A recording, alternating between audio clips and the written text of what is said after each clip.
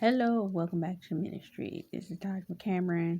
Lord, give me the words that you want me to say for this because I know just about what I'm thinking that you're trying to say, but give me the sequence. Make it sure that it is conveyed properly. Thank you, Jesus. Amen. Um, what am I bringing to you today? The Lord showed me something last night when I was watching the things and the festivities for the New Year's Eve. Now, as you've seen, I've shown you at least 1 to 2 videos on this channel of fireworks, right? Where it was a fireworks celebration and you could see the fireworks. Well, last night, on the night you would have thought you'd have been able to see the fireworks because we've been seeing them all this time up until this point. There was no visibility to see the fireworks in the same place that I was looking for the fireworks that they had been.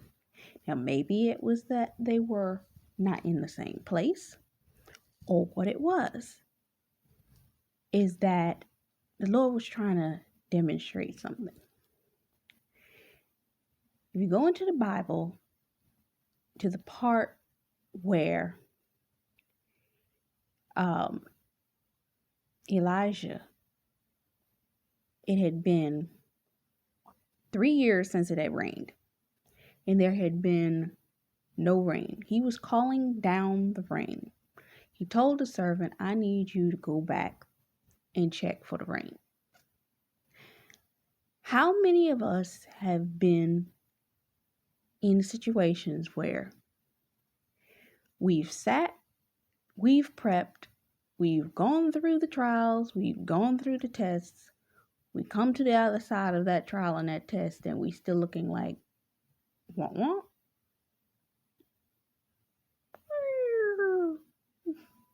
Nothing was there. You're like, what? God, I went through all that and it was still not here. It's still not here. I was talking to God about this morning. It's like, we went through all that and it's still not here. Then you get another season and they're saying it again. No, it's going to happen this time. This is the time it's going to happen. It's about to happen. Go and prepare. It's about to happen. God says it's serving out again. To go look for the abundance of rain. Still don't see nothing.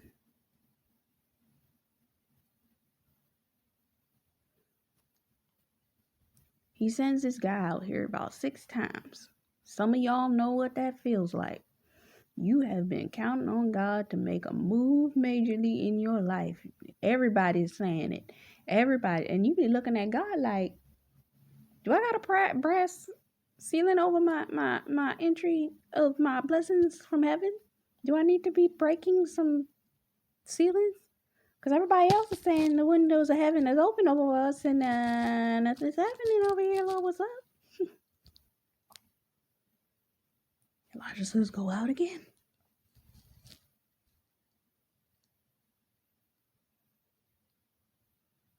And then you go out again.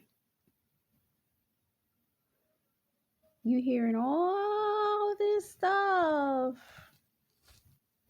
Everybody's saying this is the time, this is the season. Some people, the people that you're listening to are telling you, oh, I got 15,000 testimonies from the thing that you've been praying for what seemed like for 15 years. And you're like, you feel like the kid that goes up to the glass window that can see everything passing them by, and they got their face pressed against the glass, and you're like, why can't I be out there with them? Why is it not happening for me? Just like the guy sitting there saying, I went out there, it's still no rain. I don't know what you're talking about. It's still not there. He said, go out again. And you're like, The pastor sits up there and says, I know, we done told you before to go out again, but this time I mean it. I mean it. And right now you about to say you are a broken record. You the child that cried wolf. What the heck you talking about? What you mean? The last 15 times I went out there wasn't nothing there.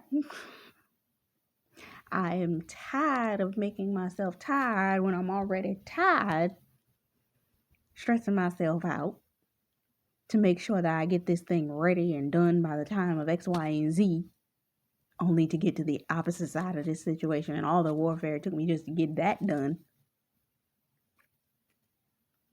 I still don't even see a cloud of a man size of a man's hand yet. What you talking about?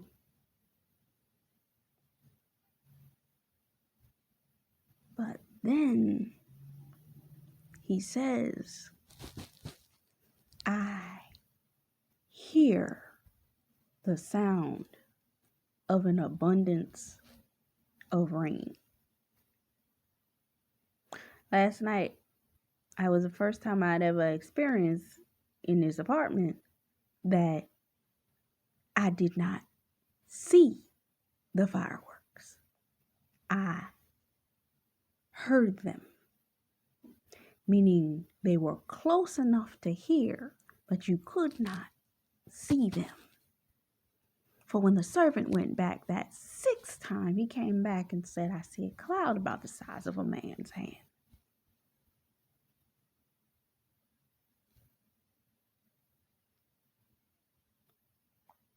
Some of y'all have been seeing all the signs and all of the things. You done fasted yourself into darn starvation, and you looking at God like, how many times you going to show me 15,000 signs that the blessing is coming and not show me the blessing yet? But I hear the sound of an abundance of rain. I hear it. I don't see it yet, but I hear it. And I'm going to tie this next part into my point as well. The Lord showed me something the other day.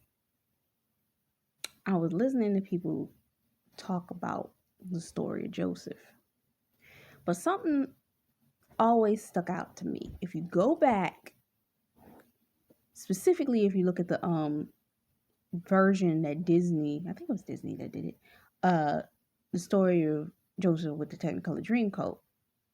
But I do believe, if you look in the Bible, I don't know which version it is, when Joseph was first arrested and put down in the dungeon, he told the butcher and the baker, right, the dream. He interpreted it for them. But then they left. When they left, he managed to see a twig. It was a little minuscule tree. Very small. It had maybe about 3 leaves on it. It looked like about a twig coming up from the ground that most people wouldn't probably even pay attention to. But in the movie version, he took that twig and he put a stick to align that twig because it was tipping over so that it would stand up. It's about to get good now. Listen to me. Okay? Now I'll tie the whole thing together so that twig would stand up. How long was Joseph in the prison? It's assumed that Joseph was in the prison for just about 3 years. Now, some scholars believe that he was in prison about 10, 15 years. Now, think about that. For those of you, especially those of you, y'all been standing for your blessings for 5 years, 10 years, 15 years. You've been walking with God and you're like, God, when is this going to end? God, when is this going to end? God, when is this going to end?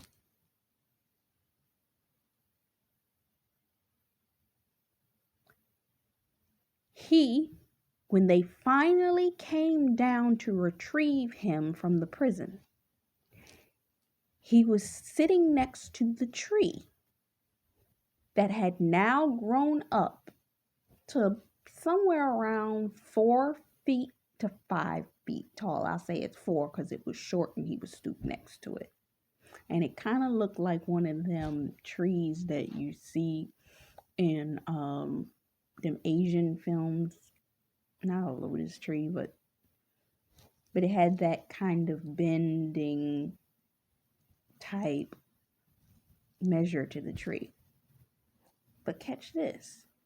He had spent however much time he had been in there nurturing that tree.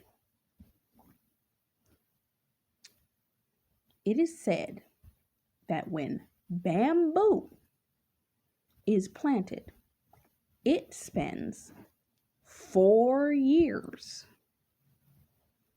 digging its roots deep into the ground.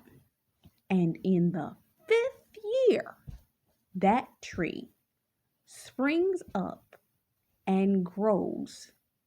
I forget the exact amount, but it grows so rapidly between the 4th and 5th year that it exceeds the height of most normal trees.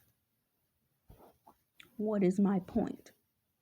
A lot of you, just like the servant, that have gone back and forth and back and forth and back and forth. God had you in the tomb, in the prison, in your isolated season, sitting there nurturing this tree because this is all you had. What's your tree? A lot of y'all haven't. A lot of y'all been working on your trees. It's that business idea that the Lord gave you. It's that book that the Lord told you, okay, I've given you the book idea. Now I need you to break the book down into segments. I need you to work on different individual sections.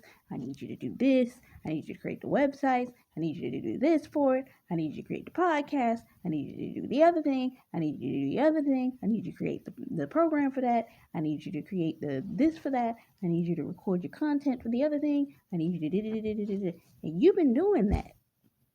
And now you see all the pieces, all the branches that grew up off that tree, and all of the individual leaves. What individual leaves? God gave you a program. The program has how many different sections to it? How many different sections did you create? Other parts, whether it be courses or other little supplementary things that were pieces, those were the leaves. And you created all those pieces all at the same time. And now you're sitting here looking at a tree that's grown about 4 feet tall since you've been in your isolation. Okay? And every single time you sitting there being like, but God, everybody's still going and you still got me dealing with this tree. Remember David? He was out there watching the sheep. Couldn't go nowhere. Had to stay out there with the sheep. And then with the audacity of the situation, when he did get anointed to become king, he was sent back out there to be with the sheep again. And he know he can't. Some of that happened with y'all. God gave you a task. He had somebody come to you. He had somebody prophesy into your future. This is what you're going to do with your life in X, Y, Z. But you still had to go to the library and work on building out the process and the sections for the thing which God told you that he was going to give you. And you sitting there with the Lord and you're like, but God, you done told me I'm supposed to be married. I'm supposed to be living in the house. And then on top of it, feel like a slap in the face when you be sitting there saying to yourself, hold up, God.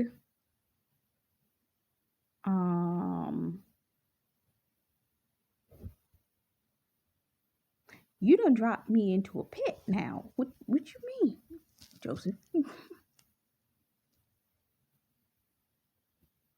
And then I finally thought I was coming out of the pit. I had my moment like that too. You thought you were coming out of the pit. You saw the light of day. You went somewhere else.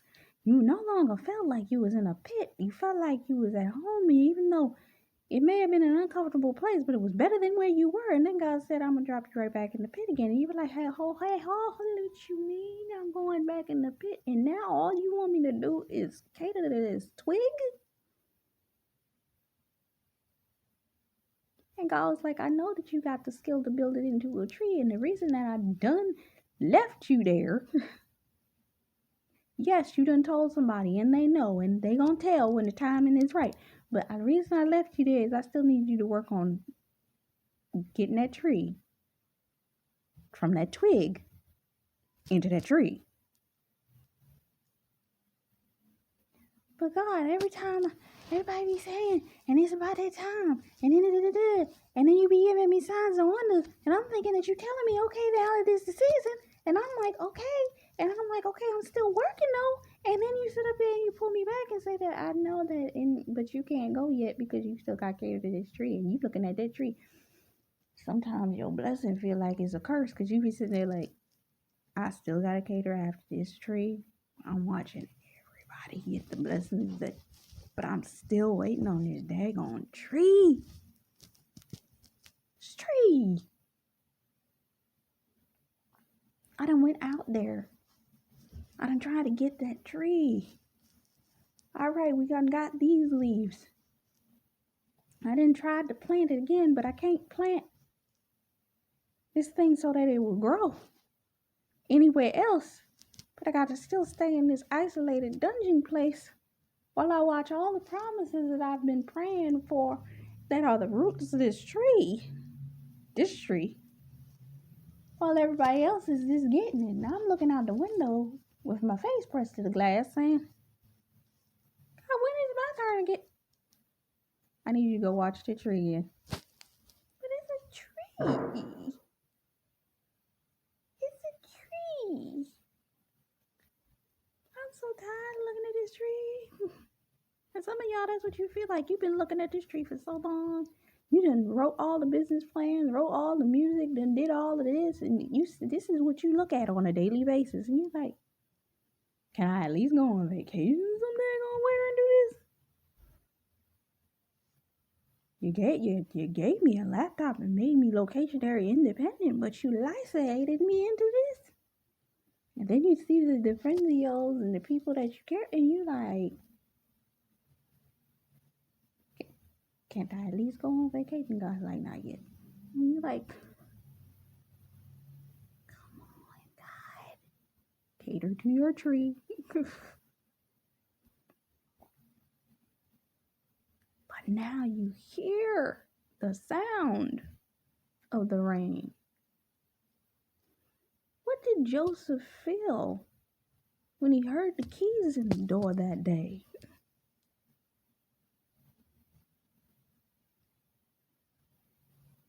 To let him out. A lot of us, when we get to the point where God's going to suddenly release us, I think it's Peter. Peter had made himself comfortable in the prison. We're like, oh, well, I missed the fireworks. He didn't get the blessings that we thought that we was going to get up until this point. Let me just relax and get in. God. And the angel came and struck him in the side and said, I need you to get ready to go because it's about that time. And a lot of us are sitting there like, I still don't see no evidence that anything is about to happen. There will be no wind and there will be no rain. But the valley full of ditches will be full of water.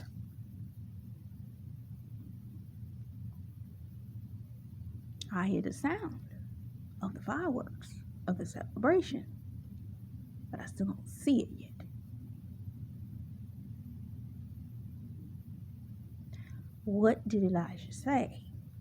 As soon as they saw the cloud the size of a man's hand, when you started to see the fireworks, that means the celebration is coming. heard a young woman, I think it was Yanni Neves, who did a video a while back, and she said that she'd been waiting for the longest period of time for somebody to come and do the external grass outside her home. She had made the call, it had been appointed, all this kind of stuff, and she waiting, and she waiting, and she waiting, and the grass cutter comes to the lawn next door. And she's like, oh, they must definitely be coming over here after that. Oh, God. If the fireworks are going off in the neighborhood, you must be nearby. The blessings got to be close. A lot of us been seeing the messages, expect the unexpected, expect the unexpected, expect the unexpected, expect the unexpected, expect. A lot of us been sitting there like, last 15 times I expected something. Ain't nothing happened. Do I need to get myself all up in arms, all up in the air, all irritable, irritated and frustrated? Again, are you sure this time? Because, honey, I don't have the energy to get all up in arms again for nothing to happen. Because it's great looking out the window seeing somebody else doing their fireworks. But I'll get quite tired of going on a run, expecting to see my fireworks at the end of the finish line. People constantly saying, you've hit the finish line, it's time to cross over. You and your spouse is going to cross over. You and this is going to cross over. When you cross over X, Y, and Z. Are you sure this time? I see a cloud the size of a man's hand. What did Elijah say? Go, get the chariot, get on, because you want to make sure that you are covered before the rain comes. The Lord gave me a dream, and I mentioned it a little bit. But what ended up happening in that dream is I stepped outside. I had my raincoat on. I reached in my pocket and I pulled out an umbrella that resembled the umbrella my God-a-day spouse gave me in another dream. When I put this umbrella up, it encapsulated me. Meaning I couldn't see nothing. I couldn't see the rain no more. I couldn't see the street outside. I couldn't see nothing. I was fully covered. I had to look down to even see where my feet were going underneath of the little clasps you see that are on the edge of the umbrella, to be able to see that when I went to go and step off the sidewalk, that it was raining so hard that it had to have been anywhere from 2 to 3 inches, maybe even 4, of water that I stepped down into for the torrentialness of that downpour of rain. And I tripped forward. All I know is when I moved forward, as if I felt like I was going to fall into the traffic, because I heard cars, I went into a stasis sleep. A lot of us, when the Lord moves us into whatever it is, we ain't gonna see it, we ain't gonna feel it. We just gonna go from not being there to being there. I recently had a dream that I was where I am now, but I did not see how I transitioned from where I am now to where God showed me that I was going to be. I was just there. I don't know how I got there, but I was there. I didn't walk, I didn't travel, I didn't get in the car, I didn't do nothing. I went from where I am now to where I'm supposed to be. A lot of you is going to happen just as suddenly, just as unexpected, just as quickly. It's going to happen at an accelerated pace. You don't know when it's going to happen or how it's going to happen. But just like I said, there was no wind. There was no rain. But the valley was full of ditches. When Elijah called the rain down, it was no rain.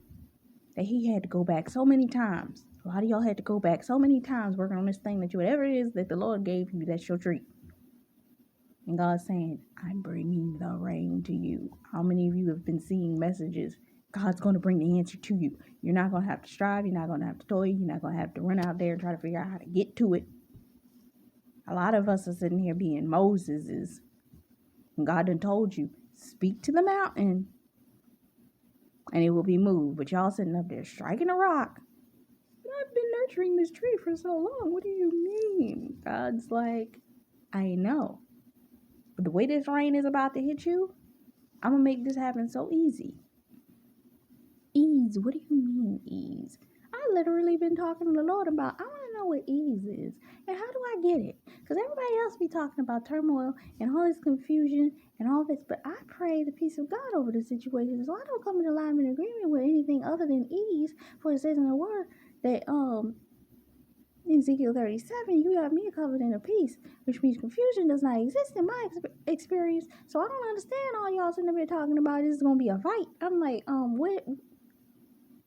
That's why I agree with Tiffany Montgomery when it's like, I want the ease. She's like, I don't know. The devil is lying that you want to sit up there and have to fight for this. Fight. Come on now.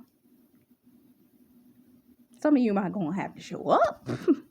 But God going to fight the battle. What did Elijah do? He just took off running and headed to where he was supposed to go. He girded up his loins and outran the chariot that left before he did. You're about to experience a level of acceleration that is going to be a scratching of your own head that's going to say, what? Deuteronomy 28:2. The blessing shall come forth and overtake you. Amos 9:13. Everywhere you look, blessings upon blessings upon blessings. I keep seeing this advertisement come up for this movie that's been out already. And I was in my movie app on my tablet the other day, and it was in there too. Everything, everywhere, all at once, all at the same time. Thank you. So, your blessings are coming. It's just some of us are impatient. But I suggest, and it may behoove you, for some of y'all waiting on your God-ordained marriage and y'all just getting sick and tired of being sick and tired of waiting for your spouse. Keys to the Kingdom released a word the other day called your Kingdom Marriage Update or something like that. Or she literally said, I know a lot of y'all are sitting there wondering why in the world are we waiting so long for these kingdom marriages? Because God is got these men preparing. They're preparing. Cool down, sit down, and rest. A lot of us need the rest because we've been running and working and tending to these trees and tending to these business things and tending to our podcast and this, that, and the other thing and the ministry and this and this. And God's like, can you rest? Because I need you to rest, because when I give you the husband, then you are going to be out here on the move. Because your husband ain't going to want to just sit around the house like you was. He may actually want to go on vacation with you. He may want to take you on some trips. He may want to. But I doubt y'all going to be sitting in the house like that. He want to help you with your stuff. He want to introduce you to his stuff. He got some stuff that he will be working on. Y'all going to be working together. All this kind of stuff. Stephanie P released the word saying congratulations, because you're about to have long days, early mornings and late nights. Yeah. Some of y'all going to be having some early mornings because you're going to be working. Some of you going to have late nights because some of y'all going to be married and you take that how you want to take that.